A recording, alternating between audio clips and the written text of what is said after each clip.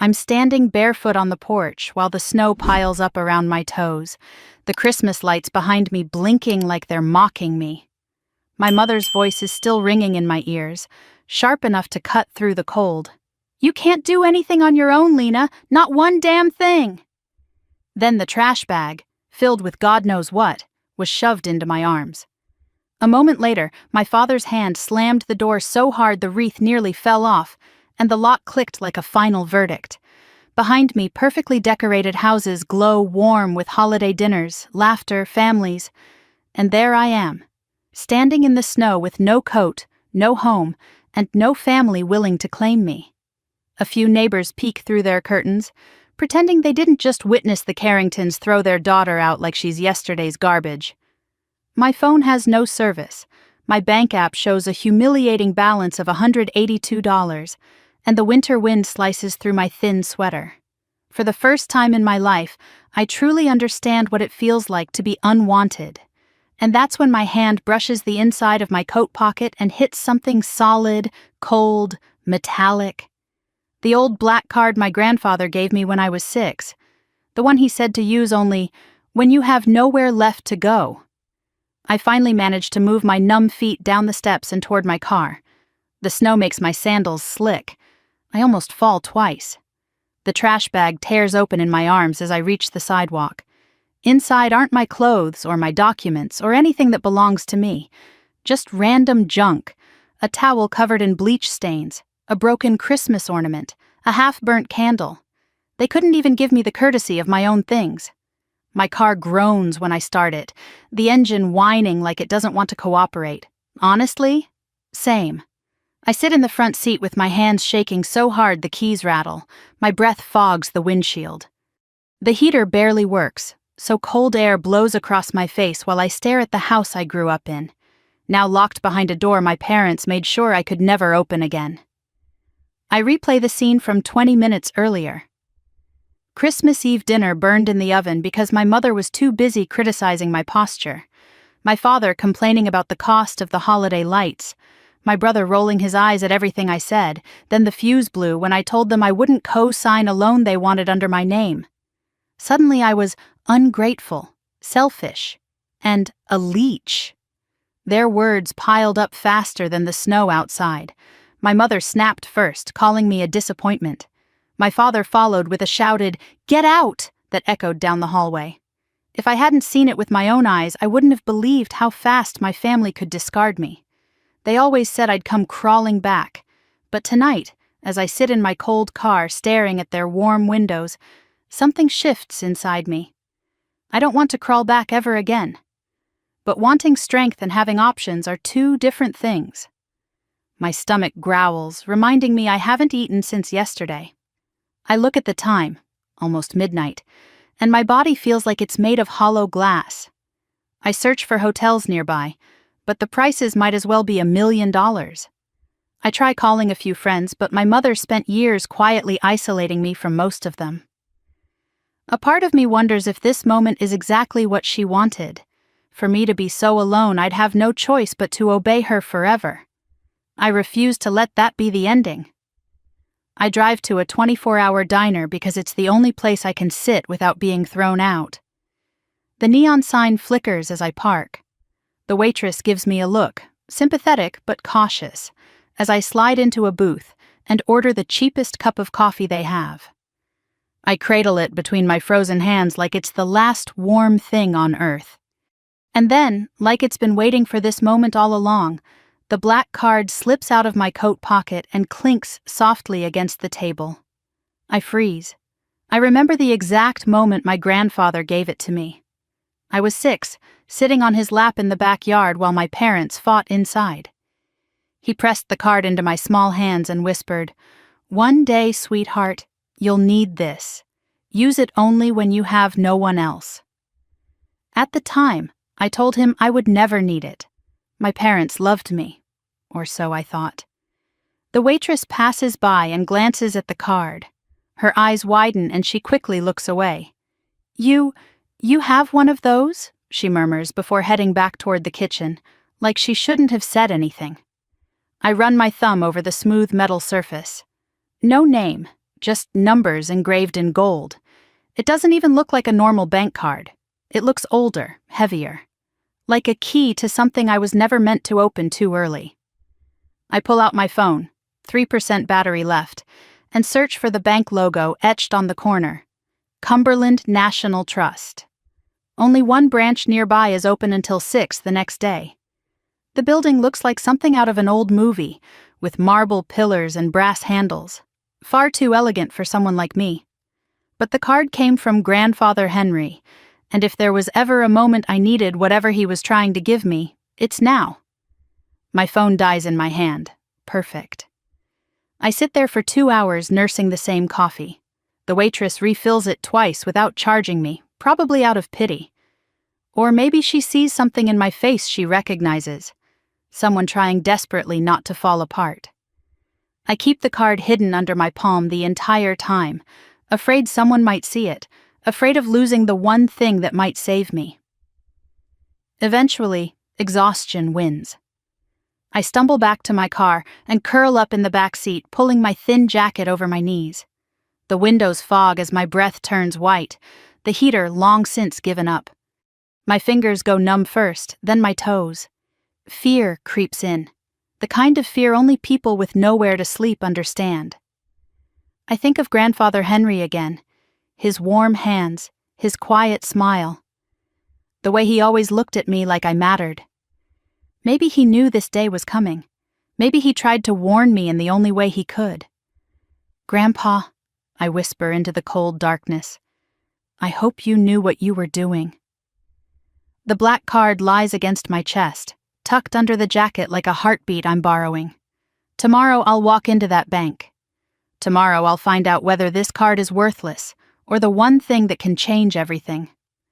For the first time since being thrown out into the snow, I feel a flicker of something warm inside me. Not hope exactly, but possibility.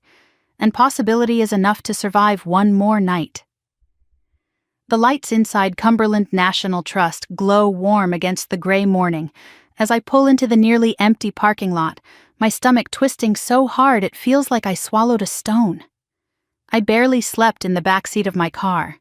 My fingers are still numb when I grip the strange black card in my pocket, the only thing keeping me from collapsing under the weight of everything that happened last night. I sit there for a minute, engine off, breath fogging the windshield, trying to convince myself that I'm not insane for being here. But then I remember my mother's voice. "You can't do anything on your own," sharp enough to slice through bone. If I don't walk into that bank now, her words will become true. I refuse to let them become true. I open the door and step into the cold. The wind stings my cheeks as I walk toward the towering building with marble columns and brass-framed windows. It looks like the kind of place where real money lives. Old money. The kind of money my parents always pretended we came from, even though our house was financed through loans they always struggled to pay. This building doesn't belong to people like them. It definitely doesn't belong to people like me. Unless my grandfather meant what he said all those years ago. Inside, the air smells faintly of polished wood and winter coats. A receptionist in her 50s looks up from her desk and smiles the kind of polite smile bank workers always give customers they assume don't belong here. "Good morning. How can we help you today?" My voice almost catches. I need to check the balance on an old account. I have the card." I slide it across the counter. The receptionist's smile slips, not rudely, but with recognition. Unexpected recognition. She turns the card over, examining it like it's a relic from another century. "I'll call a manager," she says quietly. A manager? For a balance check? My brain, fried from exhaustion and fear, immediately jumps to the worst conclusions. Maybe the account is closed. Maybe the card is worthless. Maybe I'm about to be escorted out for wasting their time. I sit in one of the leather chairs near the window, folding my freezing hands in my lap. A mother with a toddler walks past me, the child giggling as he tries to grab her scarf. A retired couple sits a few seats away, quietly reviewing a stack of papers. Normal people with normal lives on a normal morning. None of them know I'm homeless. None of them know the reason I'm here is because my parents shoved me out the front door like unwanted mail. 5 minutes pass, then 10. Just when I'm about to convince myself to flee out of pure humiliation, a tall man in a charcoal suit appears in the doorway. He looks like he stepped out of a financial magazine. Sharp haircut, immaculate tie, expression controlled but not unfriendly. "Miss Carrington?" he says, hesitating only long enough to check my ID in his hand. "Yes," I manage. He nods. "I'm Elliot Hayes, the branch manager. Would you come with me? We need to discuss your account privately." My heart slams against my ribs. Privately, that word feels too big, too heavy. I force myself to stand and follow him down a hallway lined with framed photos of the bank's founders, stern men in old-fashioned suits staring down at me like I don't belong. His office smells like cedar and something crisp and expensive.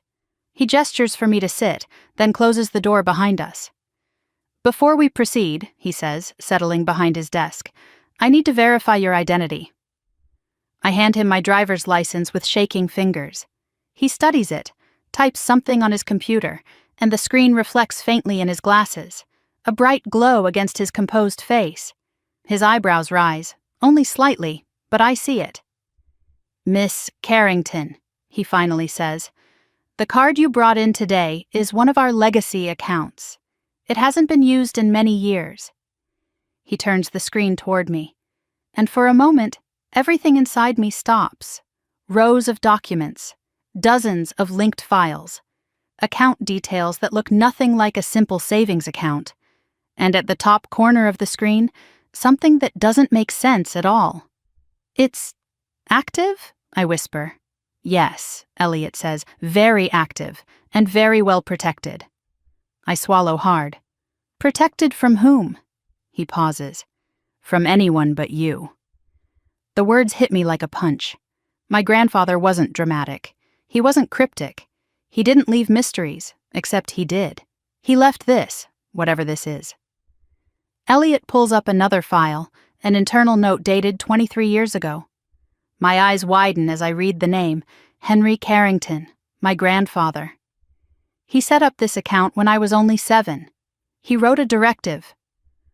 "Only accessible by my granddaughter, Lena, and only when she presents the physical legacy card." I feel dizzy. The room seems too small, too bright, too surreal. Elliot leans forward, his voice lowering slightly. "Miss Carrington, before I show you anything else, may I ask why you decided to use the card today?" I look down at my hands. They're trembling again, but I don't lean back or try to hide it. "My parents kicked me out last night," I say quietly. "On Christmas Eve. They didn't even let me take my things. I don't have money for a hotel. I didn't know what else to do." Elliot's expression doesn't change dramatically, but something in his posture softens. "I see." It's 2 small words, but they hold something I haven't heard in a long time. Respect. Or maybe concern. Or maybe compassion. Real compassion from someone who doesn't know me. Someone who doesn't benefit from comforting me. I force myself to stay steady. "I don't even know if there's anything in the account. I just remembered my grandfather said to use it if I had nowhere else to turn." Elliot nods slowly. He was very intentional about that. He clicks into another section on the screen. My stomach twists tighter. The numbers flicker into view. For the first time in hours, I inhale sharply. The breath feels like ice in my lungs. Is that... I can barely form the words. Is that the balance? Elliot doesn't answer. Not immediately.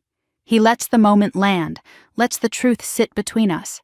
And then he gently rotates the monitor all the way so I can see it fully. But I don't. Not yet. Because I can't bring myself to look. I'm terrified. Terrified it's nothing. Terrified it's something. Terrified of what either possibility means. Finally, I force my eyes to the numbers.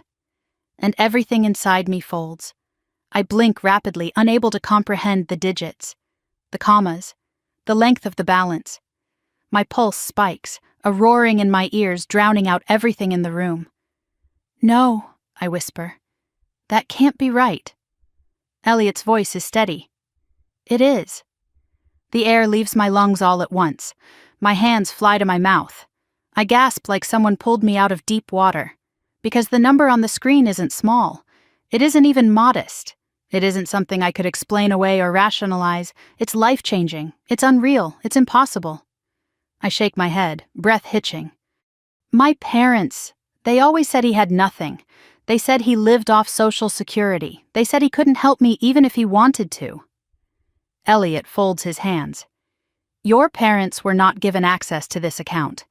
Ever. Your grandfather's instructions were explicit. My throat burns. My vision blurs. For years, I believed my grandfather forgot about me. For years, I believed my parents' narrative, that he didn't care, that he was confused, that he didn't love me. But he did. He loved me enough to prepare for the day they would cast me out. I press a trembling hand over my heart. I can feel it pounding, frantic and furious. I don't understand, I whisper. Why me? Why did he do all this for me? Elliot slowly opens a drawer and places a sealed red folder on the desk between us.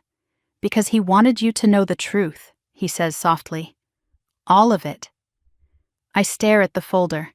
My grandfather's handwriting covers the top. For Lena. When you are finally free. My chest tightens. Elliot meets my eyes. Miss Carrington, I think you should read this. And with that sentence, my entire life tilts on its axis.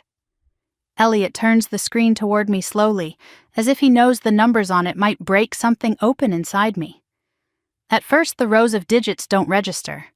My brain tries to make sense of them, but I've never seen numbers that long outside of corporate scandals or tech company valuations on the news.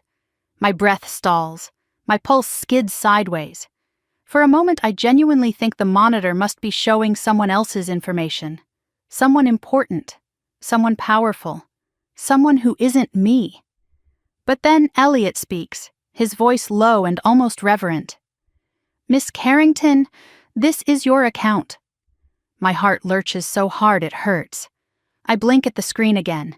$63.8 million. My hands grip the armrests of the leather chair so tightly my knuckles turn white.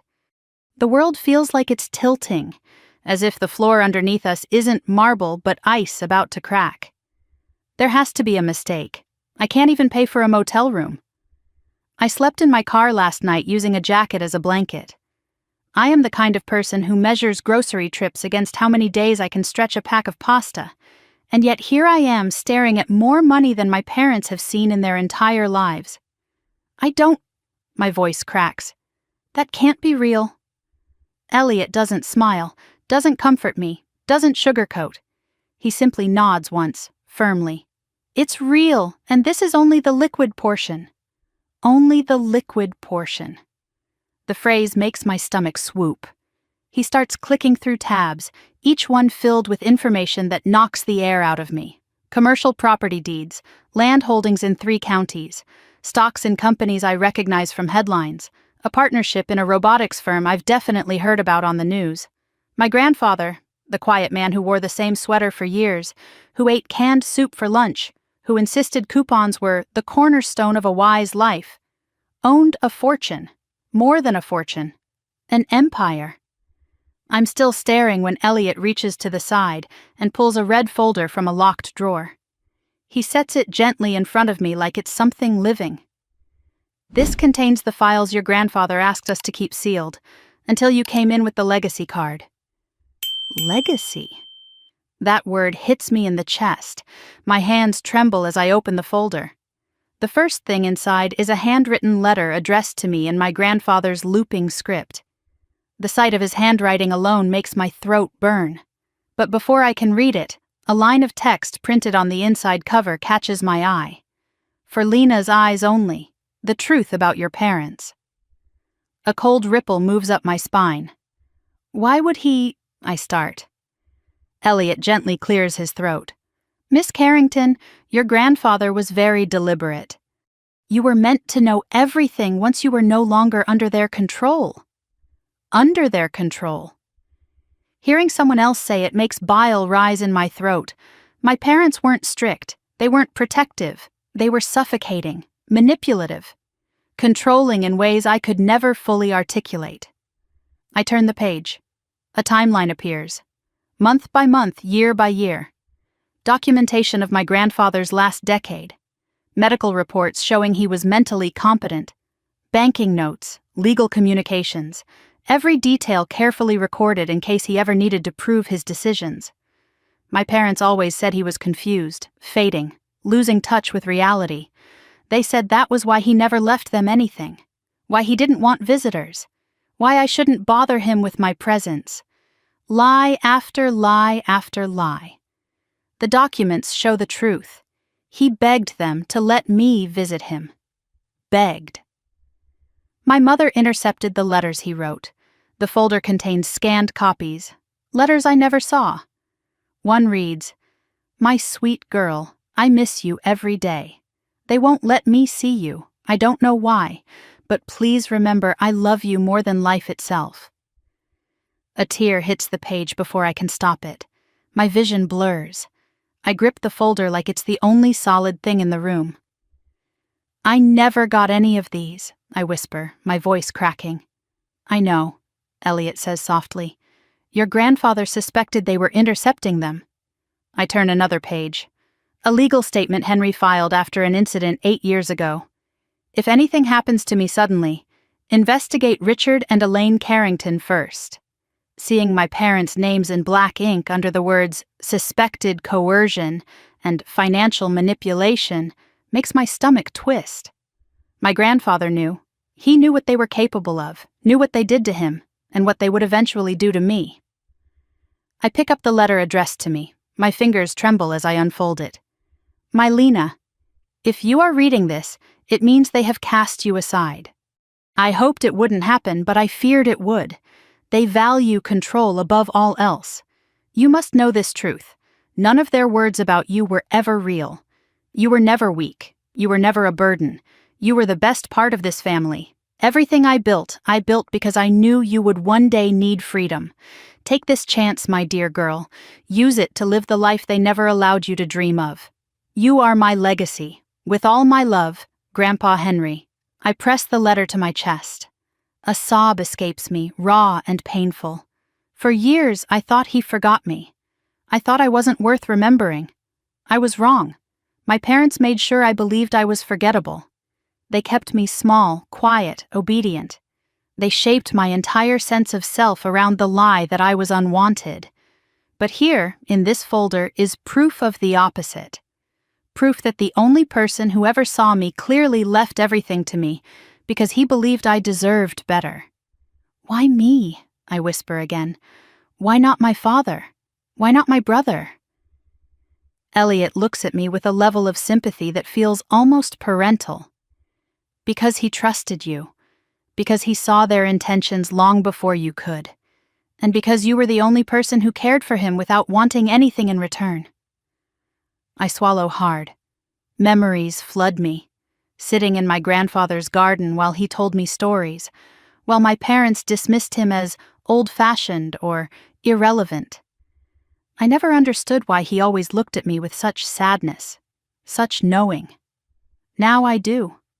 I turn another page, more evidence, more lies unraveled, more truth revealed. My father tried to gain power of attorney over Henry when he was hospitalized once. The doctor refused to sign the competency declaration. My mother pressured Henry to invest in family plans involving Michael's failed business. And when Henry refused, they cut ties. Not because they cared for his health, but because they were furious he wouldn't hand them control. My breath shakes as I close the file. What happens now?" I ask. Elliot folds his hands. "Now, Miss Carrington, you decide what you want. But before anything else, there is one final document your grandfather left. It requires your authorization to access it." He places a small biometric scanner on the desk beside an encrypted drive. "This contains the full truth about your family," he says quietly. "And instructions from your grandfather for your future." Instructions. My heartbeat pounds. The room feels too still. "Are you ready?" he asks. Am I? My parents threw me out like trash. They made sure I had nothing. No money, no clothes, no home, no self-worth. And yet the man they dismissed as senile and worthless built an empire and left every piece of it to me. I don't know if I'm ready, but I know I have to be. I place my thumb on the scanner. The light turns green. The encrypted drive begins to unlock, loading files line by line. Elliot watches the screen, his expression tightening. "There's something else," he murmurs, almost to himself. "Something your grandfather didn't want anyone to find until now." The final file loads. Elliot exhales, turns the monitor toward me and says, "Miss Carrington, you need to see this." The encrypted files load line by line, the cursor blinking like a pulse on a heart monitor, steady and unhurried, while my own heartbeat pounds loud enough to drown out the quiet hum of Elliot's office. I try to breathe normally, but it feels like every breath hitched in my chest. When the screen finally stops flickering, Elliot angles the monitor toward me. "Miss Carrington," he says softly, "your grandfather wanted you to see this if he ever feared your parents would harm you, financially, emotionally, or otherwise." The first file opens automatically. A title stretches across the top in bold letters, "For Lena's Eyes Only, a complete record of your parents' actions." My stomach knots. I set my hands in my lap so they don't visibly shake, but I don't think it helps. I click the first entry. A timeline appears. 10 years of dates. 10 years of carefully documented reports, emails, transcripts, and notarized statements. Every entry written or signed by my grandfather. My throat closes slowly, like someone's squeezing it. The first note begins. "My son and his wife have begun attempting to control my financial decisions." I blink, reading it twice. My parents always claimed he was forgetful. "Losing touch with the world," my mother would say, shaking her head with exaggerated pity. My father called him unstable and said I should stop visiting him because it stressed him out. But the tone of this note is steady, clear, sharp. Nothing about it is confused. I scroll.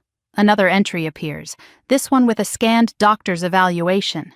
Patient is fully competent. No signs of dementia or cognitive impairment. Recommending continued independent living with regular medical check-ins. I feel like falling through the chair.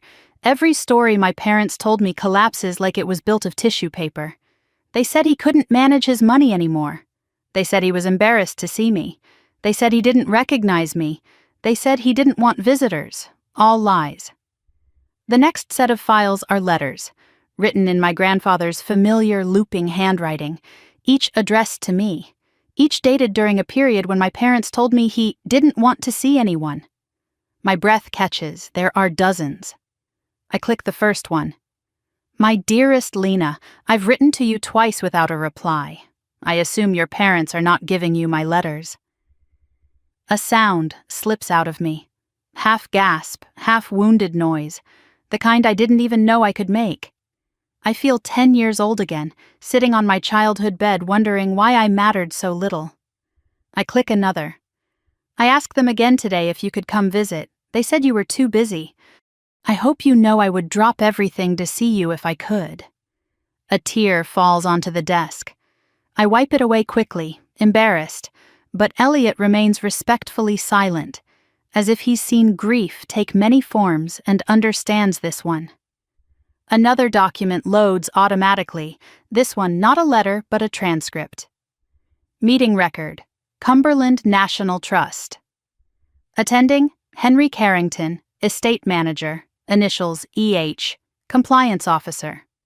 My grandfather's voice comes through faintly in the audio file, shaky only because of age, not confusion. "My son and daughter-in-law attempted to have me declared mentally incompetent today. They brought in papers they wanted me to sign. I refused." I stopped the audio, hands trembling harder. My parents tried to take his finances, tried to control him. They did the same thing to me in every way that didn't require a bank signature. "When was this?" I whisper. Elliot clicks to the date. 9 years ago. The year I graduated from high school. The year they forbid me from visiting him for his own good. It wasn't for his good. It was because he stood between them and access to his money. I scroll again. More documents, more proof. A physician's note. Adult children appear motivated by financial gain, not concern for the patient's well-being. Recommend legal barriers be reinforced. My pulse is so loud it thuds in my ears. Elliot shifts slightly in his chair. Your grandfather was very clear that you were the only person he trusted. I swallow hard. Why didn't he tell me any of this? Why didn't he warn me? He tried, Elliot says gently. Your parents cut off all channels of communication. I close my eyes. They didn't just isolate him. They isolated me from him, from the one person who truly loved me. I turn to the next section, labeled Attempted Financial Takeover, Incident Record. Inside are scanned copies of bank statements, legal notices, and a formal report filed by my grandfather. They tried to gain full control of his assets by claiming he was unfit. They demanded the bank release his accounts to them. They even tried to move money into a family-managed trust, with themselves listed as primary beneficiaries. My stomach churns as I read the note my grandfather added beneath the report. Protect Lena from them if anything happens to me. The words burn. I keep scrolling. Another cluster of documents reveals how my parents began portraying him as unstable to their friends, neighbors, the community, poisoning the reputation of the one person who saw straight through them. Emails between my mother and father appear, ones I was never meant to see. Sentences jump out at me like venom. He needs to give us control or he'll waste everything on nonsense. We deserve access. After everything we've done. If Lena keeps visiting him, he might leave her something. Everything finally, painfully, horribly makes sense. The sudden shift in their rules, the guilt-tripping, the coldness, the moments where they forgot to tell me he called, the pressure to distance myself from him. They did it because he loved me, and because they hated that. My throat stings. I scroll again. This time a map pops up. An aerial view with red markings, circles, hand-drawn arrows. Beside it, a typed label, properties to be transferred to Lena under protective trust. There are 10 markers. 10. Not just money, not just stocks. Land, rented buildings, a stake in a robotics company. He built something massive and hid it from the very people who wanted to exploit him. I open the final document in the folder. A note handwritten in faint, shaky ink. My darling Lena, if you are reading this, then what I feared has happened. They have done to you what they tried to do to me. Do not let them back into your life. They will only take and take and take until there is nothing left of you. Use what I've left you to build a life of your own choosing. You have always deserved more than they ever gave you. I'm sorry I couldn't protect you more. But I prepared everything so that when they showed who they truly are, you would finally know who you truly are. Not their child, not their burden, not their failure. My legacy. Henry. I'm shaking so hard I can barely hold the letter. For years I thought I was unwanted, a disappointment, a problem, a burden too heavy for my parents to tolerate. But none of that was true. They weren't pushing me away because I was unlovable. They were pushing me away because they were terrified of what I might inherit, both financially and emotionally. What I might know. Who I might become. The door behind me clicks softly as Elliot stands. There is one more step, he says, voice still gentle. Your grandfather created multiple layers of protection. To access the sealed vault containing the rest of his instructions, legal, financial, and personal, we need your biometric authorization. My head spins. There's more? Yes, he says. Much more. I look at the black card on the desk. The strange weight of it. The way it hums with something like memory. My whole life I believed the story my parents fed me. Today, that story ends, and the real one begins. I straighten in the chair, wiping my tears with the back of my hand. Show me what he left, I say. Elliot nods and powers on the biometric scanner. The future glows on the screen, waiting for me to claim it. Lena walked out of the bank with the red confidential folder pressed tightly to her chest, snowflakes melting against the thin fabric of her sweater. The cold barely registered. Her mind was too full, too loud, bursting at the seams with everything she had just learned. $63 million. Properties, investments, letters her parents stole. A lifetime of truth buried under years of lies.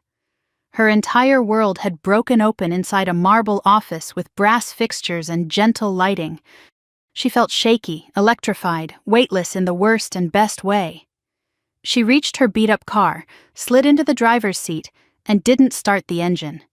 She just sat there, gripping the steering wheel, forehead against the leather. The parking lot around her blurred through the frost gathering on the windows.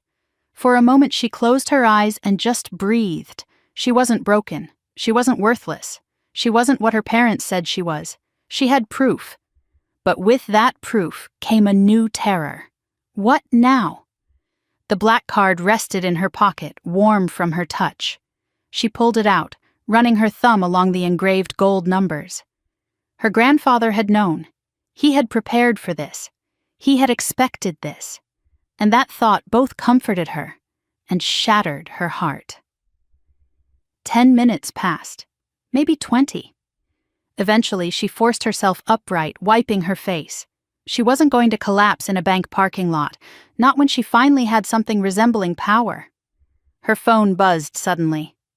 Unknown number. We need to talk. Her stomach twisted. She blocked it before the fear could get a foothold. She turned the key and drove. The farther she got from the bank, the more surreal everything felt. It was like she was floating above herself, watching a version of her she barely recognized. The Lena who drove to the diner last night was homeless, desperate, shaking in the cold. The Lena leaving Cumberland National Trust was something else entirely. Not rich, not yet, not emotionally, but no longer someone her parents could crush. Eventually, she pulled into the parking lot of a small cafe she used to visit in college. Warm lights, fogged windows, the lingering smell of cinnamon and roasted coffee drifting out the cracked door every time a customer entered. She needed to sit, to think, to breathe like a human being and not a creature running from the wreckage of her own life. Inside, a Christmas tree glowed in the corner, decorated with mismatched ornaments from local schoolchildren. A couple in their 70s sat near the window, laughing gently about something in the newspaper. A barista hummed along to a holiday playlist. Normal. Everything felt so painfully normal. Lena slid into a booth, her hands still trembling as she opened the red folder. The documents inside were organized, neat, curated by someone who loved her enough to plan for a future she didn't know she needed. But this wasn't everything. Elliot had mentioned another meeting, someone else. She checked her phone. A voicemail from the bank. Miss Carrington, this is Elliot.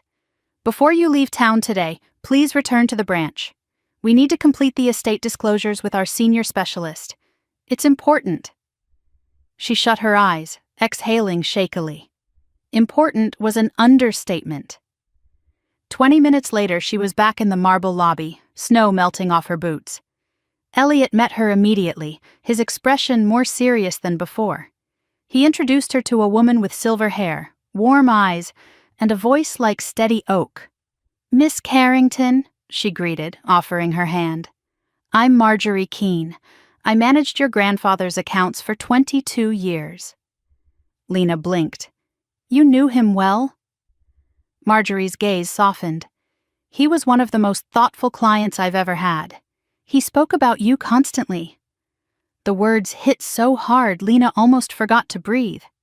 Marjorie led them to a private conference room. Papers were already spread out across the table. Property maps, valuation reports, legal notes, investment summaries, and another box, smaller, locked.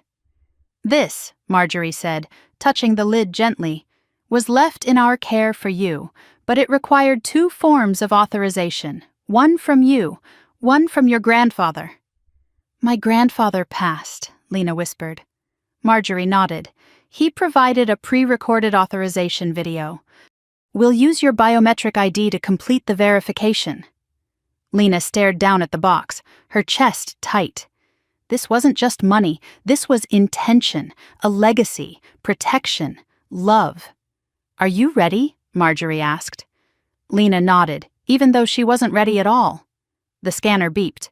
A green light flashed. The lock clicked. When Marjorie lifted the lid, Lena felt the air thrum. Inside were keys. Dozens of them, each tagged with a neat handwritten label. A storage facility number, a farmhouse address she didn't recognize, a commercial building, something labeled Carrington Lot Do Not Sell, and a sealed envelope with corporate logos she traced with her finger in disbelief. "What is all this?" "Your grandfather's hidden portfolio," Marjorie explained. "He didn't trust your parents to know about it. He didn't trust anyone but you."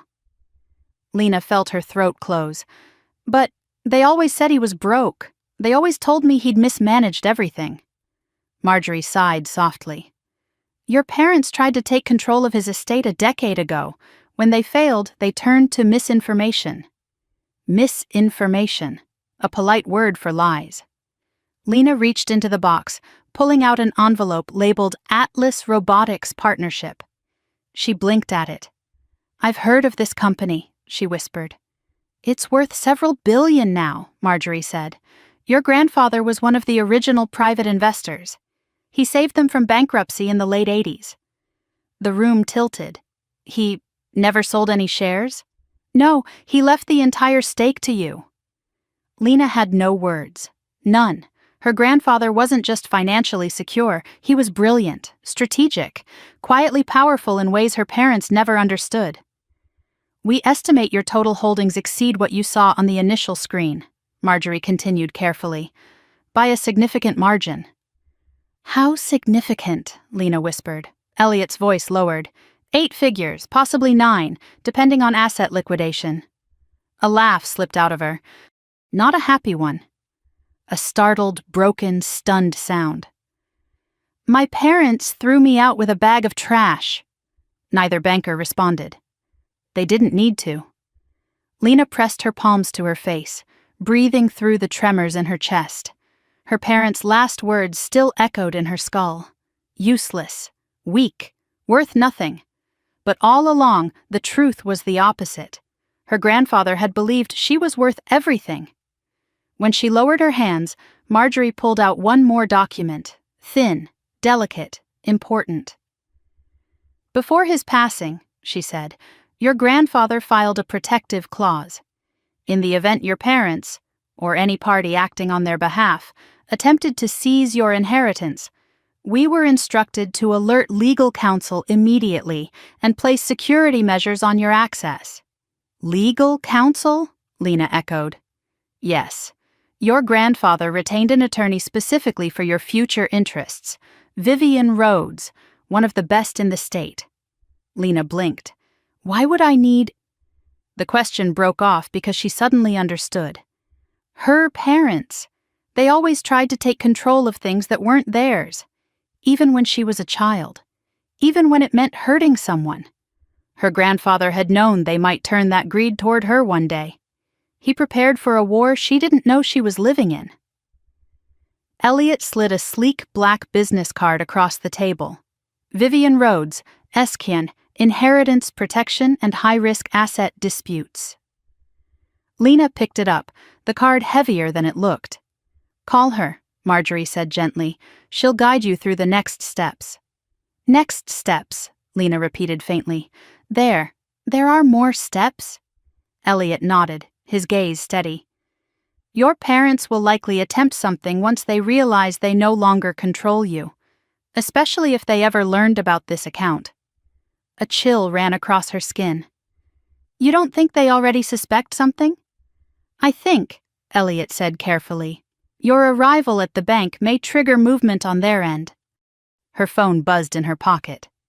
"Unknown number, we heard you stopped by the bank. Call us now." Her blood turned to ice. Elliot's expression hardened. "Miss Carrington, do not speak to them. Not directly.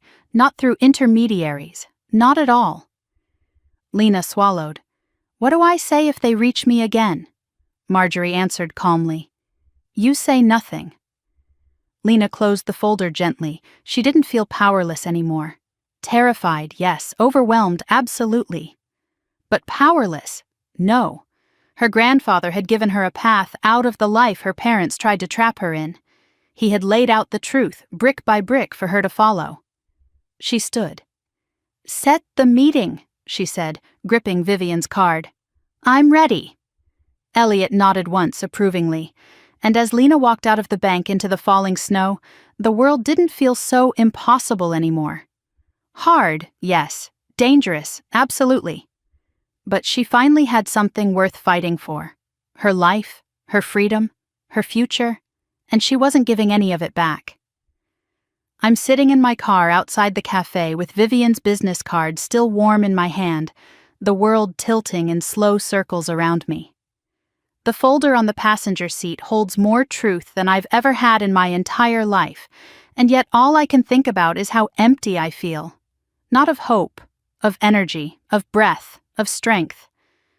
My body feels like it's running on fumes after 2 nights of fear and no sleep. I'm telling myself to move, to stand, to get out of the car and drink something with sugar in it, but my limbs feel heavy and uncooperative. When I finally pull the door open, my legs wobble. I step out onto the sidewalk and the cold air steals whatever is left of my balance. My vision tunnels. The world shifts sideways. I hear a door chime behind me, and before I can brace myself, everything swoops. A pair of hands catches my arms before I hit the ground. Hey, hey, easy, you okay? The voice is deep, steady, and startlingly calm. I blink up and see a man with warm brown eyes, a dark coat, a doctor's ID still clipped to his pocket like he just walked out of a hospital shift. His gaze is focused, assessing in a way that's frighteningly competent. I'm fine, I lie. You're not fine, he answers, helping me toward a booth inside the cafe. You nearly fainted. He signals the barista without breaking eye contact with me. Water and orange juice, please. I sink into the seat, embarrassed, dizzy, my heart thudding against my ribs. He slides into the booth across from me, watching carefully. I'm Marcus, he says gently. Dr. Marcus Hale, cardiologist. Are you sure you're all right? I nod, even though my hands are trembling. Just tired. A lot's happened. His brow furrows. He doesn't ask questions immediately, just waits, letting me breathe. There's something disarming about him, not comforting exactly, but grounding, like he's used to talking people off emotional ledges. The drinks arrive. I take a sip of the orange juice, the sugar hitting my bloodstream like a jolt. Thank you, I whisper. Marcus nods. Do you have someone you can call? A friend? Family? A bitter laugh slips out. Not family. He doesn't push. Then someone else? I shake my head. My throat tightens. Maybe it's the exhaustion. Maybe it's the fact that, for once, someone is asking if I have support instead of telling me I'm a burden. He leans forward slightly. Look, I don't know what happened to you, but you look like someone who hasn't eaten or slept in too long, and you're shaking like you're freezing. I slept in my car last night, I admit quietly. His expression softens with something like sorrow. Then let me ask a different question. Are you safe now? The calmness in his voice catches me off guard. Because am I? I'm not sure anymore. I thought my new apartment would be a fresh start. Then I thought being thrown out of my parents' house would be the worst thing that could happen. Then I found out everything I knew about my grandfather was a lie. Now the truth sits heavy in my bag, and the danger feels close. Too close. I don't know, I whisper. Marcus doesn't look shocked the way some people would. He just nods once, as if confirming a diagnosis he already suspected. All right, tell me what you need. The question unravels something inside me. No one's ever asked me that. Not my parents, not my brother, not anyone who was supposed to care. My throat tightens. I need a place to think. I need to figure out my next steps. Then let's start with getting you warm and fed, he says. Everything else can come afterward. He signals for a menu even though I didn't ask for one. I try to protest, but he holds up a hand. I'm not doing this out of pity, he says gently. You just nearly collapsed. Let a doctor worry about you for 10 minutes. I nod because arguing feels impossible. As I sip the orange juice, Marcus studies me with the kind of quiet attention that feels more like a blanket than an interrogation. You look like someone who's carrying too much by yourself, he murmurs. I swallow hard. My parents kicked me out, last night. His face shifts, anger flickering briefly before he reins it back. I'm sorry, he says softly. No one deserves that. The simplicity of the statement makes my eyes sting, because that's what I needed to hear last night, that I didn't deserve it. Not silence, not coldness, not the sound of the deadbolt sliding into place while snow soaked my socks. I take another shaky breath. They threw out a trash bag and said I could take whatever fit. It wasn't even my stuff. Marcus exhales sharply through his nose. That's cruel. He doesn't sugarcoat it. He doesn't make excuses for them. He doesn't say they were stressed or emotional. He calls it what it is, cruel.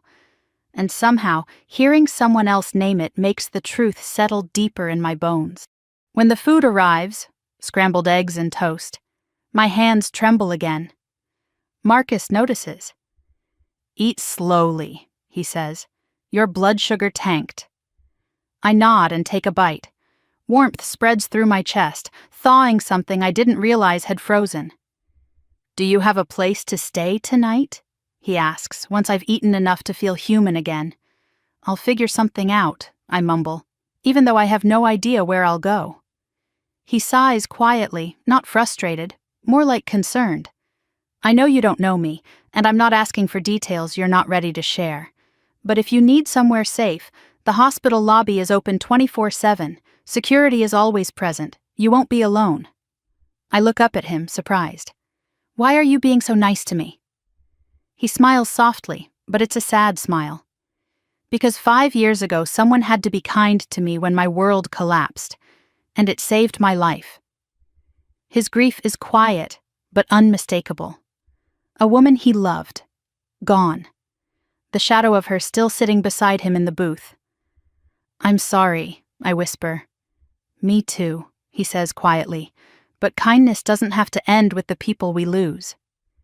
Silence settles between us, not awkward, not heavy, just real. When I finish eating, I gather my things to leave, but Marcus stops me with a gentle touch on my sleeve. Wait. He pulls a pen from his coat pocket and writes something on a napkin. His handwriting is steady, neat. If anything happens, if you feel unsafe, or dizzy again, or just need someone to check in, call me. No pressure, no expectations. I stare at the napkin. His name and number look unreal. I don't want to drag anyone into my mess, I whisper. He stands as I do, adjusting his coat. Lena, sometimes life throws us into storms we didn't ask for. Letting someone stand next to you isn't dragging them in. It's surviving. My throat tightens again. I slip the napkin into my pocket next to my grandfather's black card. Thank you, I breathe. He holds the door open for me. Take care of yourself, and please, be careful. I nod and step into the cold. Snowflakes swirl around me as I walk back to my car. The warmth of the cafe fades behind me, but something else remains, a steadiness I didn't have before. When I reach the driver's seat, my phone buzzes again. A voicemail from Vivian Rhodes. My legal appointment is set for tomorrow. Urgent, she said. Come early. In the back seat, I see the red folder. The truth about my parents, my grandfather, my inheritance, my life. For the first time in years, I feel the faintest spark of strength inside me. I'm not alone anymore, maybe for the first time ever, and that changes everything. The first thing I see when I wake up is the glowing notification on my dead phone screen. 5 missed calls, 3 voicemails, 2 emails from addresses I don't recognize. For one blissful second, I forget everything. My parents, the court paperwork Vivian prepared, the truth about the inheritance, but then the dread slides down my spine like ice water. I turn the phone back on. The messages load slowly. Unknown email. You stole something that belongs to us. Call immediately. Unknown email number 2. We know what your grandfather left you. You can't hide from your own family. My breath catches. My palms grow slick. They know. Somehow they know. I forward everything to Vivian with shaking fingers. She replies almost instantly. Block all unknown contacts. Do not respond. This is escalation. I stare at the phone, bile rising in my throat. They aren't asking if I'm safe. They aren't shocked I'm homeless. They aren't apologizing. They're demanding, accusing, threatening. My parents didn't lose a daughter. They lost control. My hands shake as I throw on clothes and grab the folder from the floor. Every step feels unsteady, like I'm walking into a storm I barely understand. Before leaving the hotel room, my phone buzzes again. Unknown number. You will regret not cooperating. My stomach twists. I block it instantly and rush outside. The cold slaps me in the face as I hurry toward my car, eyes darting across the parking lot. And that's when I see it again. The gray sedan, the same one from yesterday, same tinted windows, same slow, predatory presence. It sits 2 rows away, engine idling, exhaust ghosting into the winter air. My pulse spikes. I duck into my car and lock the doors. I try not to look, but my eyes flick back anyway. The sedan doesn't move, doesn't drive away. It just waits. I breathe through my panic long enough to call Vivian. She answers on the second ring. Tell me everything. I describe the calls, the emails, the car. Your parents hired someone, she says flatly. That's a private investigator. He's tailing you. Document everything. We can use it in court. I grip the steering wheel tighter. Why would they send someone after me? Because they're desperate, Vivian replies. They wanted control of your grandfather's estate for years. Now they know you're beyond their reach. I whisper, what do I do? You meet me at the office, she says. Today. Bring everything. I pull out of the parking lot and try to swallow my fear, but my chest won't loosen. Every turn, I check the rearview mirror. Every time I slow down, the sedan slows too. My hands shake so violently I almost miss my exit. My phone buzzes again. Marcus. Hey, you okay? You sounded tense yesterday. I exhale a trembling breath and type back with stiff fingers. I think I'm being followed, he calls immediately. Lena, where are you? Are you safe? No, I whisper, because it's the first time I've admitted it aloud. I don't think I am. Stay on the phone, Marcus says. I'm heading toward my office at the hospital. Tell me exactly where you are. I follow his voice, steady and calm, until I finally pull into his hospital's parking lot. The sedan turns at the corner but doesn't enter. It waits across the street. Marcus meets me at the entrance. The moment he sees my face, he steps closer, lowering his voice. That car again? I nod. It's been following me all morning. He looks over my shoulder and sees the sedan. His jaw tightens. They're not bothering with subtlety. He walks me inside, stays nearby while I sit in the lobby, and only leaves when I assure him I'm calling Vivian next. His hand brushes mine before stepping away. You're not handling this alone, he murmurs. Not anymore. My chest tightens in a different way. Less fear, more something warm and unfamiliar. Then I head to Vivian's. Her office looks like the headquarters of a quiet, controlled storm. Glass walls, polished steel, precise movements. Vivian greets me with a steady expression, but the second she sees the screenshots, a spark ignites behind her eyes. This is harassment, she says. This is stalking. This is intimidation. We're responding aggressively. She lays out a plan like a general drawing battle lines. Restraining orders, cease and desist letters, criminal complaints. She calls a security consultant who arrives 10 minutes later and reviews the photos of the sedan. Professional, he says, not some amateur. He's reporting back to someone. My parents. Of course it's them. Next, Vivian opens a thick binder she's been preparing since yesterday. This morning, she says, your parents filed an emergency petition with the court. My stomach drops. What kind of petition? They're trying to claim you are mentally unstable and unfit to control assets. The world tilts. What? I choke out. They're saying I'm... Vivian taps the page. Predictable tactic. They're attempting to build a narrative. I stare at the words on the page, my name next to phrases like delusional tendencies and emotional instability and concerns for her decision-making. A cold shiver runs down my spine. My entire life, I whisper. They said those things to me. Exactly, Vivian replies. They groomed you to believe it so they could weaponize it now. My eyes burn. Every memory with them suddenly feels sharper, clearer, more sinister. Vivian places a hand over mine, firm but gentle. We will destroy this petition. I nod, even though my throat is tight. We go over documents, messages, evidence, every lie they told, every threat they made. Vivian gathers everything into a binder labeled L. Carrington, abuse file. It's time you see your life clearly, she says. No more fog. Her confidence is a buoy in a sea of panic. The meeting ends with instructions. Stay in public places, document everything, avoid being alone at night. As I leave her office, the sky is darkening, the early winter sunset casting long shadows across the street. My breath fogs in the cold air. I pull my coat tighter around me. Halfway to my car, I see movement to my right, the gray sedan, parked at the corner, engine running, lights off, watching. I freeze, panic skittering through my veins. Before fear can swallow me, a voice calls out, "Lena!" I jump, turning toward the sound. Marcus stands across the sidewalk, coat half-zipped, keys in his hand. "I thought I'd swing by and check," he says softly. "You didn't answer my last text." The relief is so immediate and overwhelming, my knees nearly buckle. Marcus follows my gaze, sees the sedan, and steps closer, his expression darkening. "That's him," I whisper. "The one following me." Marcus doesn't hesitate. He pulls out his phone and snaps a photo.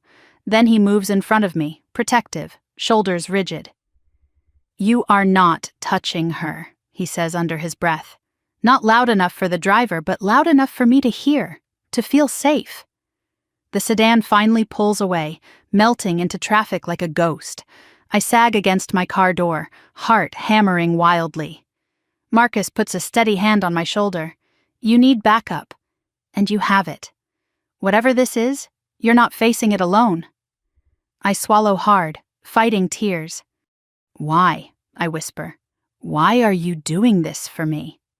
He studies me with quiet intensity.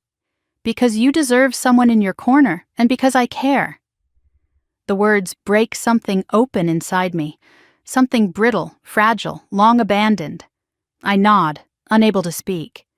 He gives my shoulder a gentle squeeze before stepping back. "Go home," he says softly. "Lock your doors. Text me when you're inside. If anything feels off, you call me, immediately." I promise I will. But when I get back to my hotel room, there's a package at my door. No return address, no label, just a plain brown box. My stomach churns. I pick it up with 2 fingers like it might explode. Inside, there's no object, just a single sheet of paper. You can't hide. We'll get back what belongs to us. My hands tremble so hard I almost drop it. I text the photo to Vivian. Her response is immediate. "He's escalating. We're filing for an emergency restraining order tomorrow morning. Lock your door. Do not open anything else." I sit on the edge of the bed, breathing in short, sharp bursts, the note crumpled in my fist. For the first time, I understand something terrifying. My parents aren't going to stop, but neither am I. Not anymore. The judge's gavel hits the bench with a sharp crack that echoes through the courtroom, and suddenly every molecule of air feels too thick to breathe. I grip the edge of the table so tightly my fingers ache. Vivian stands beside me, calm and terrifying in her navy suit, her presence radiating the kind of controlled power my parents never imagined I'd have on my side. Across the aisle, my mother adjusts her pearl necklace with a trembling hand while my father stares at me like I'm a stain he can scrub off the family name. They look smaller than I remember, desperate, cornered, and still somehow arrogant enough to think they can win. "All parties are present," the judge says. His voice is clipped, like he's already annoyed. This is the emergency hearing concerning the petition filed by Richard and Elaine Carrington regarding the mental fitness of their daughter, Lena Carrington. My father sits straighter, smoothing his tie. My mother puts on her trembling lip, ready to weaponize tears. I brace myself. Their attorney, a thin, sharp-featured woman who looks like she eats broken rules for breakfast, steps forward first. "Your Honor, we are here today out of deep concern for our daughter. She has displayed increasingly erratic behavior, made impulsive financial decisions, and—" "That's a lie," I whisper, but Vivian touches my arm lightly. "Wait." "And has recently gained access to funds set up by her grandfather while in an emotionally unstable condition," the attorney continues. "We fear she is being manipulated by outside influences and is not mentally capable of managing such assets." My mother dabs at her eyes delicately. Fake. All of it. Vivian stands, her movements precise. "Your Honor, we are prepared to respond to all allegations, including evidence of stalking, harassment, and financial manipulation committed by the petitioners." The judge's gaze sharpens. "Proceed." Vivian begins with a stack of documents. First, medical reports from Mr. Henry Carrington's physicians, confirming he was fully competent when he established the legacy trust for my client. She hands them to the bailiff. My parents stiffen. "And next," Vivian continues, "security footage from Cumberland National Trust from 9 years ago, showing the petitioners attempting to coerce an elderly man into signing over control of his estate." My father jerks upright. My mother gasps softly. Their attorney tries to object, but the judge silences her with a raised hand. The footage plays on the courtroom monitor. There's my father, face twisted with frustration, pointing at a stack of papers. My mother hovering behind him, her lips thin with anger. And my grandfather, calm but unyielding, refusing to sign anything. The courtroom is dead silent. Vivian continues. "We also have email correspondence from the petitioners to various third parties attempting to frame Mr. Carrington as mentally incompetent. These emails contain statements such as, and I quote, 'He's old. Who's going to believe him?' My father's jaw clenches. My mother's face turns pale. And finally, Vivian says, pulling out a printed transcript, we have the letters Mr. Carrington wrote to my client, letters her parents intercepted and concealed. She reads one aloud. My grandfather's voice on paper feels like a hand on my heart. My sweet girl, I miss you. They won't let you visit. I am so sorry. Please remember I love you. I cover my mouth with my hand. The judge's expression softens almost imperceptibly. Then Vivian deals the blow that breaks everything open. There is also evidence that the petitioners hired a private investigator to follow my client, including footage of the same vehicle appearing outside her hotel and trailing her on multiple occasions. She gestures to the screen again as images flash, my own photos of the gray sedan. My father bursts forward suddenly, slamming his hands on the table. That is taken out of context, the judge slams his gavel. One more outburst, and you will be removed. My father's chest heaves as he sinks back into his seat, eyes burning with fury. Your Honor, Vivian says, it is clear the petitioners are not concerned parents. They are individuals attempting to regain access to an estate they failed to seize from the rightful beneficiary. The opposing attorney stands, but even she looks rattled. Your Honor, we believe— You believe nothing with evidence to support it, the judge snaps, rubbing his forehead. He glances at the documents, then at me. His next words feel like oxygen. Petition denied. My breath rushes out in a shaky gasp. The judge continues, voice firmer now. Furthermore, due to the documented harassment, stalking, and attempted coercion, this court issues a temporary restraining order against Richard and Elaine Carrington, effective immediately.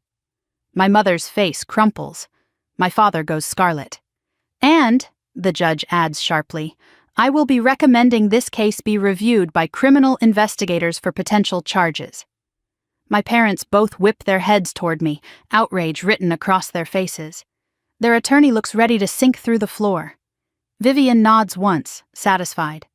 Thank you, Your Honor. We exit the courtroom, and I lean against the wall outside, shaking.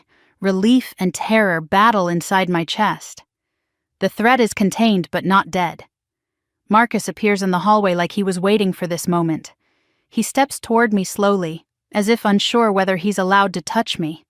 I don't realize I'm crying until he brushes a tear from my cheek. You did it, he murmurs. You stood up to them. I feel like I'm going to collapse, I admit. You're allowed to, he says softly. Just not alone. I let out a trembling breath. They aren't going to stop. No, he agrees. But now they have consequences chasing them, and you have people standing between you and them. Vivian steps out, her heels clicking decisively. Lena, we're not finished. There's still a long process ahead. But today you won, and you're safe for the moment. Safe, a word I haven't felt in years. Marcus takes my hand gently. Come on, let me walk you to your car. We step outside into the brittle winter air. The gray sedan is nowhere in sight today. Maybe, finally, the law scared them back into whatever shadows they came from.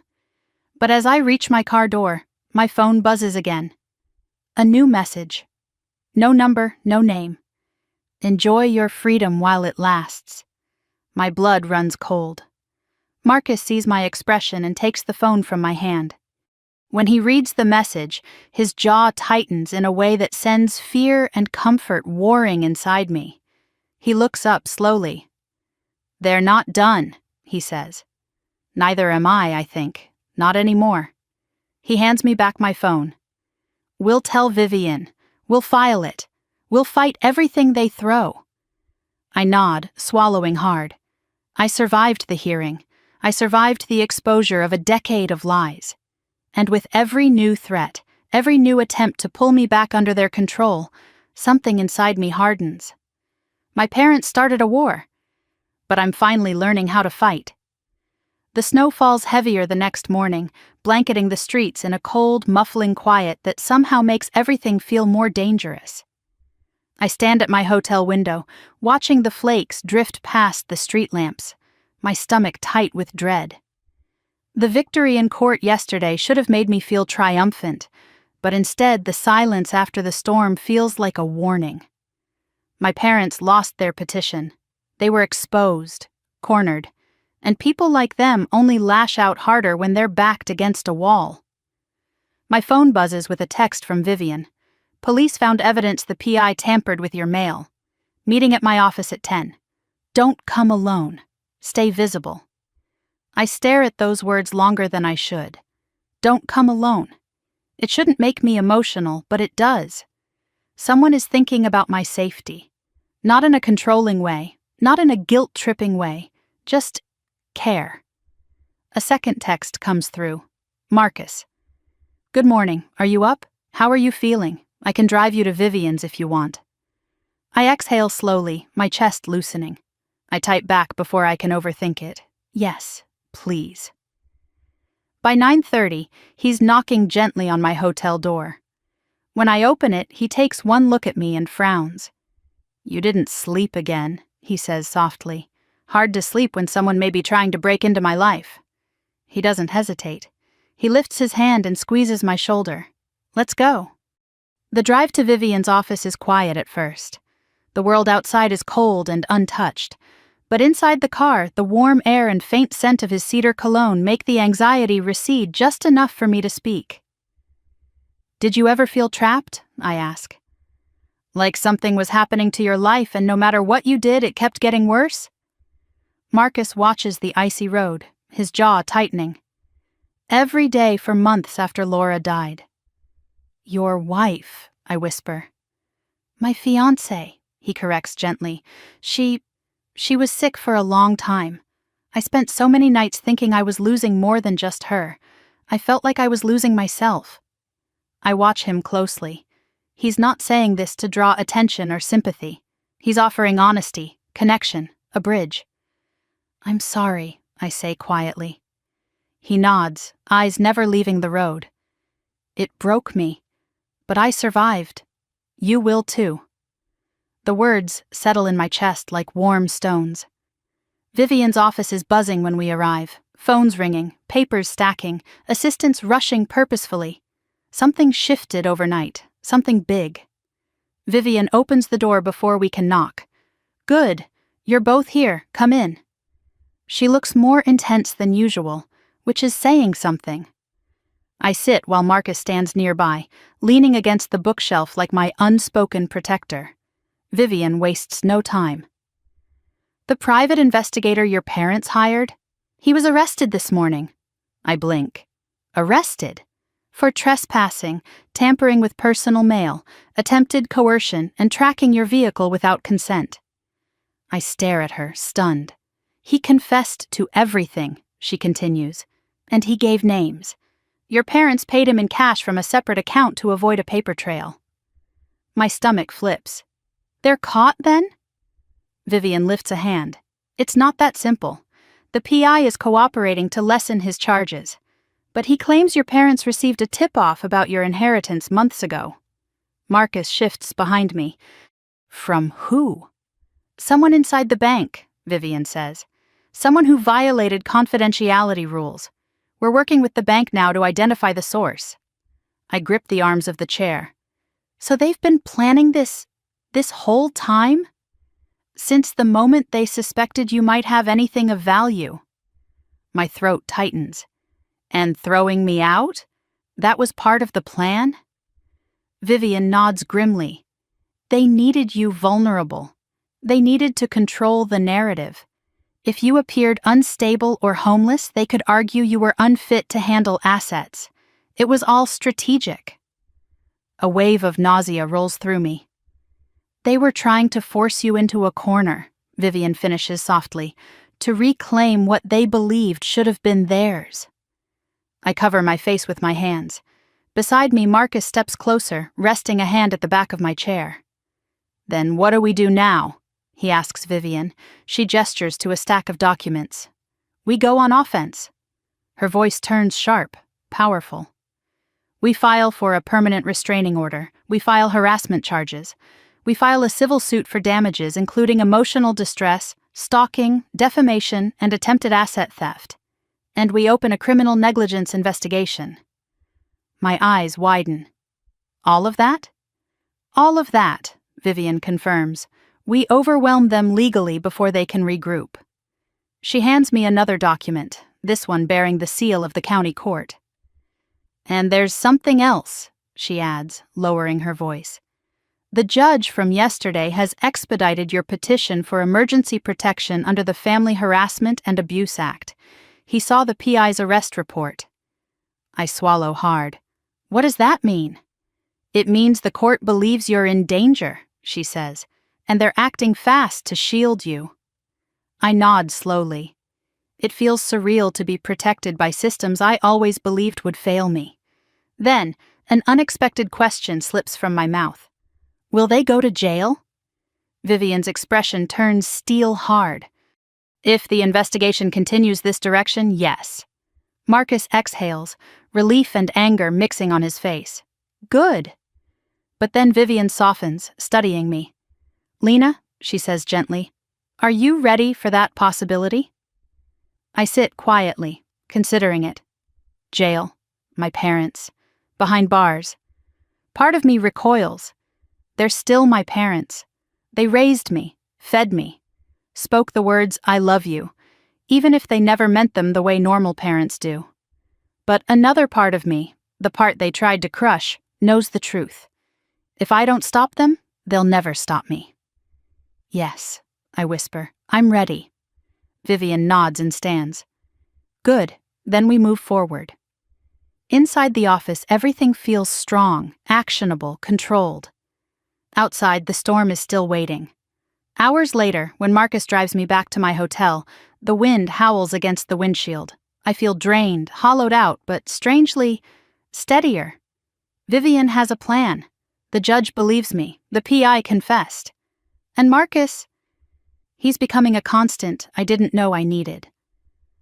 When he pulls into the hotel lot, he turns to me with a seriousness that makes my heart dip. You shouldn't stay here tonight, he says. It's okay, I begin, but he shakes his head. No, it isn't. His voice is calm but firm. Someone left a package at your door yesterday. That means they know where you sleep. A shiver crawls up my spine. Come stay at my place, he says gently. Just for tonight. I have security cameras, a doorman, and a 24-hour desk. You'll be safe. My heart twists. Not with fear, something else, something warm and frightening. I don't want to be a burden, I whisper. He steps closer, voice soft. Lena, you're not a burden. You're someone I care about. Deeply. My breath catches. He holds out his hand. Come with me. And for the first time in my life, I reach for safety instead of running from fear. Yes, I whisper, slipping my fingers into his. I'll come. The elevator doors slide open with a soft chime, and warm light spills into the hallway as Marcus leads me toward his apartment. My body feels heavy with exhaustion, nerves, and the lingering adrenaline of the last 48 hours. But there's also an unfamiliar sense of safety blooming in my chest. His hand is still wrapped around mine. Not tight, not possessive, just steady, like he's anchoring me to the moment so I don't drift back into fear. His apartment is on the top floor of a modern building overlooking the river. When he unlocks the door and steps aside to let me enter first, I'm met with soft lighting, polished wood floors, and the faint scent of cedar and something warm and clean, like laundry just out of the dryer. It feels nothing like the homes I grew up in or the house my parents curated for appearances. This space feels lived in, safe, human. You can take the guest room, he says gently, nodding toward a hallway. Fresh sheets, towels in the closet, and the door locks from the inside. The last part hits me harder than it should. The idea of having a lock I control, a door no one can open without my permission. I nod, swallowing the lump in my throat. Thank you, I whisper. He gives a soft smile. You don't have to thank me for wanting you safe. I set my bag down, suddenly aware of how little I own. A few clothes, the red folder, my grandfather's card, the napkin with Marcus's number. My whole life distilled into a motel-sized pile. He disappears into the kitchen and returns with 2 mugs of chamomile tea. Drink, he says, gently pushing one into my hands. It'll help. I sink into the couch, letting the heat seep into my palms. Outside, the snow is still falling, catching the glow of the city lights as it drifts past the tall windows. The world feels quiet and distant, like I'm viewing it through glass instead of being crushed by it for once. Marcus sits beside me, leaving a respectful space between us. What Vivian said today, he begins, about your parents planning this for months. Does it make things clearer? A bitter laugh escapes me. Clearer, yes. Less painful, no. He nods. What hurts the most? I stare into my tea, watching the steam curl upward. That I kept trying, I whisper. I kept giving them chances, believing if I tried harder they'd be proud or loving or something. And the whole time they were planning to strip me of the only thing my grandfather entrusted to me. Marcus doesn't rush to fill the silence. He waits, letting me find the words. I always thought I was the problem, I say softly. That if I changed enough, they'd finally treat me like a daughter. But now I know they only valued me if I had something they wanted. He turns slightly toward me, his voice low and certain. That's not love, Lena. That's ownership. That's control. And you didn't deserve any of it. My breath shakes. Why didn't they love me?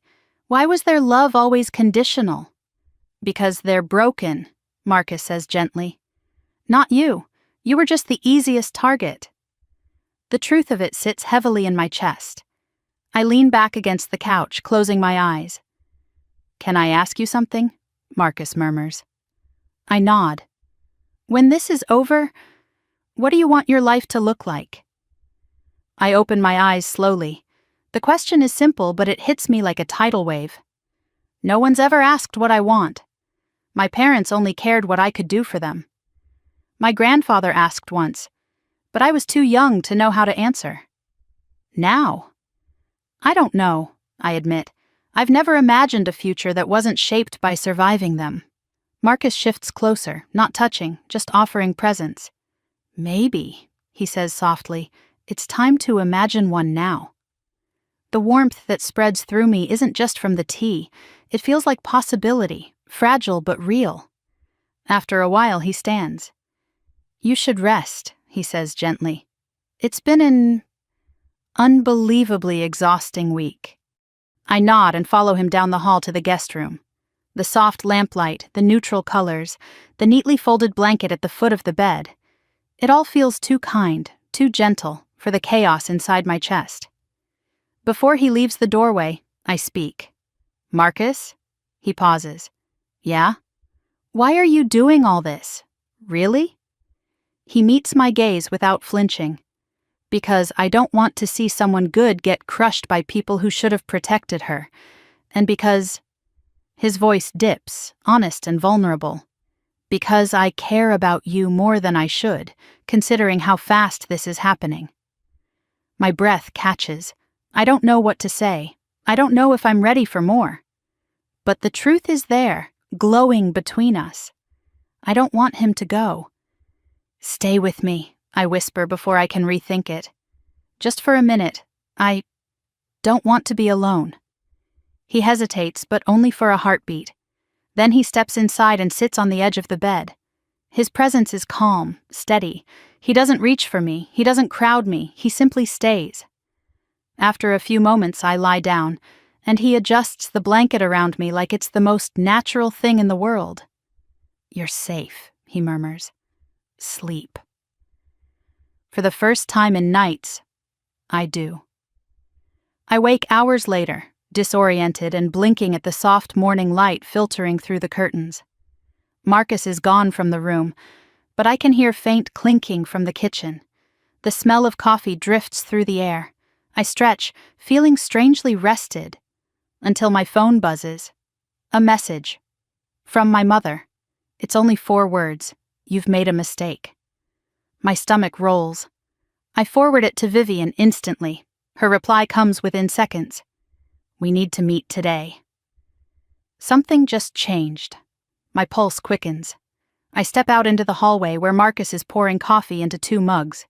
He looks up and smiles softly. Morning, sleep okay? But his smile fades the second he sees my face. What happened? I hand him the phone and he reads the message slowly. His jaw tightens. They're shifting to a new tactic, he says quietly. That's a warning. I nod, swallowing hard. I don't know what they're planning, I whisper, but I can feel it. He sets the mug down and steps closer, his voice steady. Then we'll face it together. And for the first time in my life, the word together doesn't feel like a trap. It feels like hope. The conference room at Vivian's office is already buzzing when Marcus and I arrive. But the moment Vivian sees us step inside, she shuts the door and lowers her voice to a tone that raises every hair on my arms. Your parents made their next move. My pulse jumps. What did they do now? Vivian spreads a series of documents across the table. Printouts, screenshots, legal forms. The atmosphere feels heavier today, darker. Like the storm that's been building for weeks is finally starting to crack open. They filed a petition with family court claiming you exploited a vulnerable elder, she says calmly. Too calmly. I grab the back of a chair to steady myself. What? They're accusing you of manipulating your grandfather for financial gain, she continues, claiming you coerced him into leaving you the estate. That's insane, I breathe. I didn't even know he had an estate. Yes, Vivian cuts in, but truth doesn't matter to them. Control does. And this strategy is designed to muddy the waters and trigger an investigation.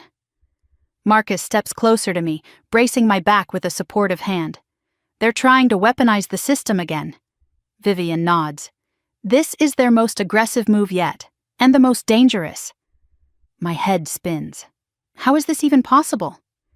Because the petition triggers automatic review, she says, meaning social services and the state could open an inquiry into your grandfather's medical records, financial activity, and potentially your actions. I grip the edge of the table, feeling the world tilt.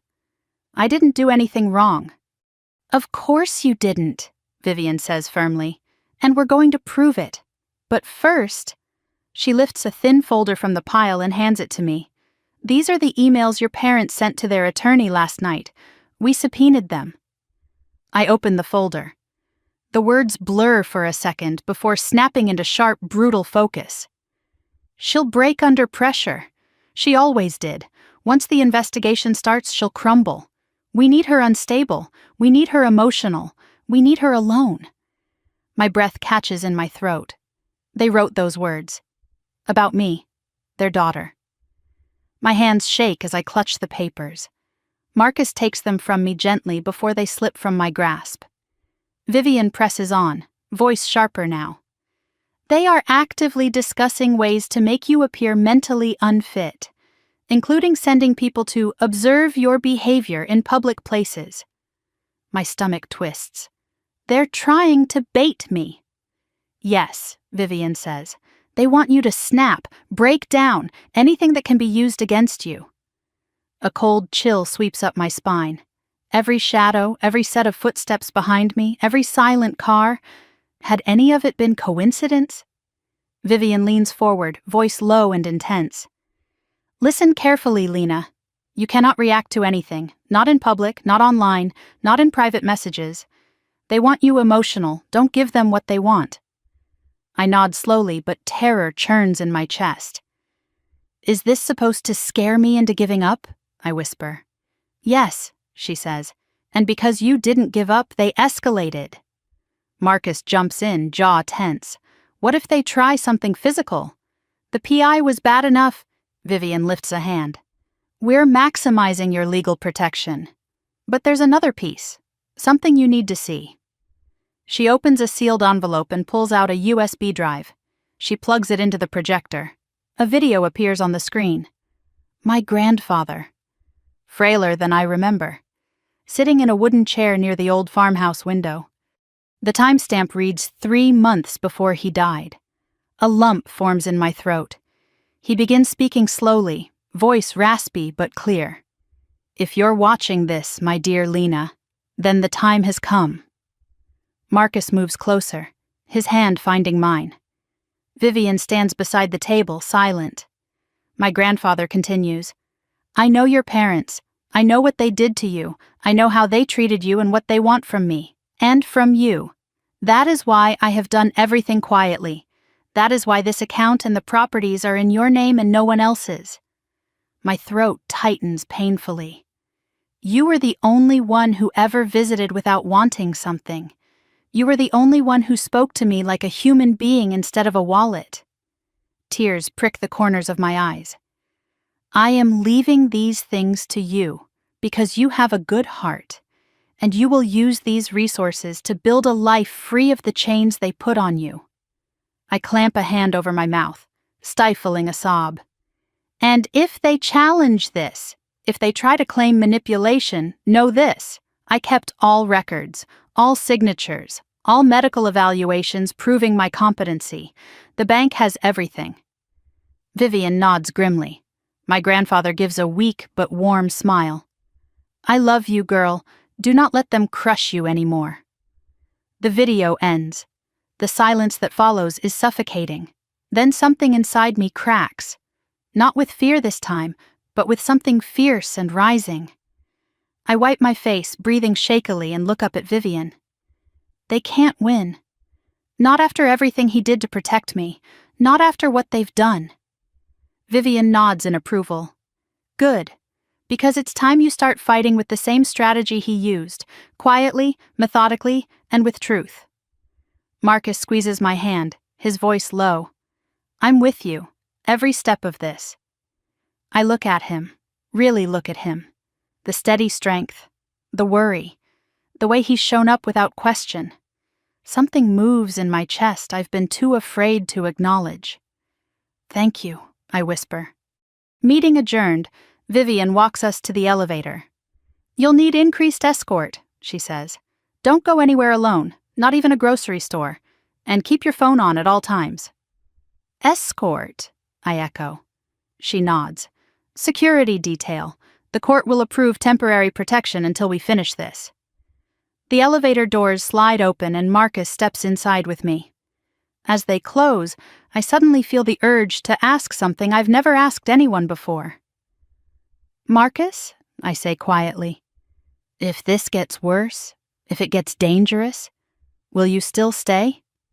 He breathes in sharply, like the question hits harder than expected. Then he lifts my hand and presses a gentle kiss to my knuckles. I'm not going anywhere. The elevator hums downward, and for the first time, despite the fear, despite the chaos, I feel something powerful blooming inside me. Not defeat, not doubt, resolve. I'm going to finish what my grandfather started. I'm going to take my life back, and my parents will never control me again. Snow was falling again the morning everything finally shifted.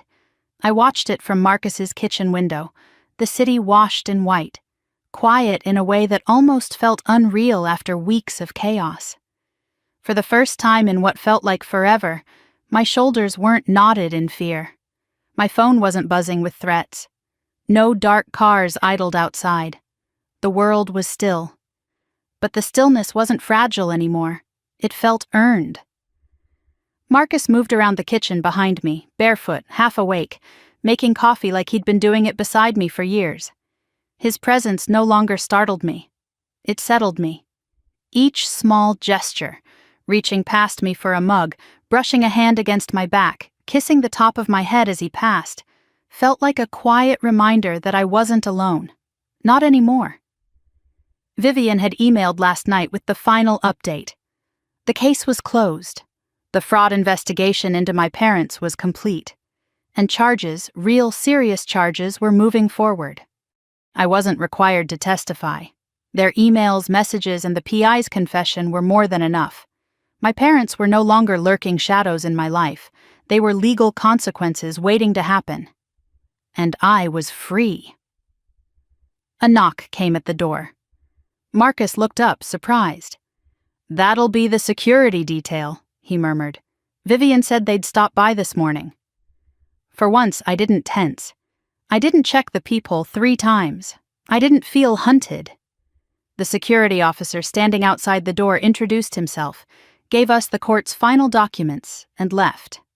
No drama, no threat, just closure delivered in a manila envelope.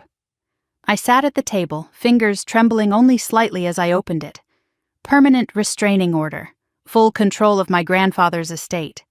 Official confirmation that I had been the victim, not the perpetrator of manipulation. And one more thing, a letter, from the court-appointed financial evaluator. I opened it and blinked. They had audited everything. The accounts, the recordings, the documents my grandfather left behind. And they'd discovered more investments, more assets, more property my parents didn't even know existed because my grandfather had hidden them too well. I let out a strangled laugh. Marcus looked up. Good news?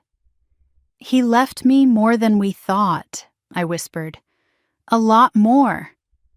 He pulled out the chair next to me. Then maybe it's time you decide how to use it. I stared down at the letter and felt something I hadn't felt in years. An open horizon. A future that belonged to me. Not shaped by fear or obligation. Not listened through keyholes or dictated by someone else's cruelty. Mine. Later that afternoon, Vivian called with one last update. It's done, she said simply. They can't touch you again. I stepped out onto the apartment balcony as she spoke, listening to the hum of the city below, breathing in cold air that tasted like relief. When we ended the call, I stayed there a while, letting the wind tangle my hair, letting the reality of my new life sink in. Marcus joined me a moment later, hands tucked into his pockets. "You okay?" I nodded. "I think, for the first time, I know what that feels like." He smiled the way he always did when he wanted to make sure I believed in myself. "What's next, Lena?" I turned to him, feeling warmth spread through my chest. "I want a home," I said softly. "A real one. Not a place to hide, a place to live, a place where I can breathe." He nodded slowly. "Good. And," I hesitated, searching his face, "I want you there. If you want to be."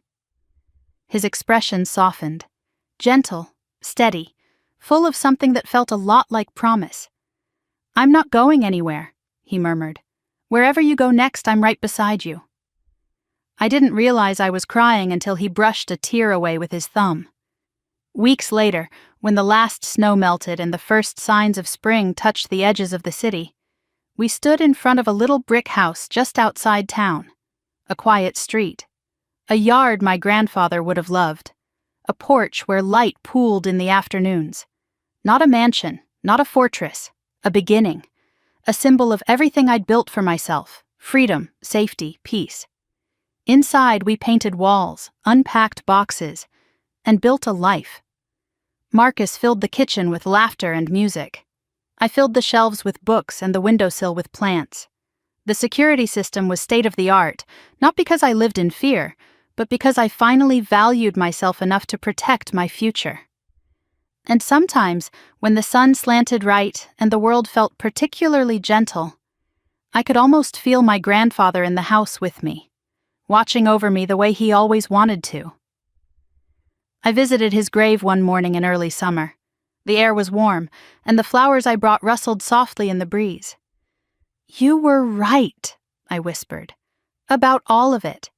Thank you for believing in me before I ever learned to believe in myself." I laid the flowers down and rested my hand against the cool stone. "I'm okay now," I said. "I'm finally okay." As I walked back to my car, I felt lighter, stronger, whole. And when I got home, my home, Marcus was waiting on the porch, smiling the way someone smiles when they know they've found the place they're meant to stay. If you've made it this far, thank you for sharing this journey with me. If you've ever felt trapped, betrayed, or underestimated, I hope my story reminds you that your worth isn't defined by the people who fail to see it. Drop a comment and let me know where you're watching from, and don't forget to like and subscribe so you never miss a new chapter. There's more to come, and I'd love for you to stay with me as we keep moving forward, together.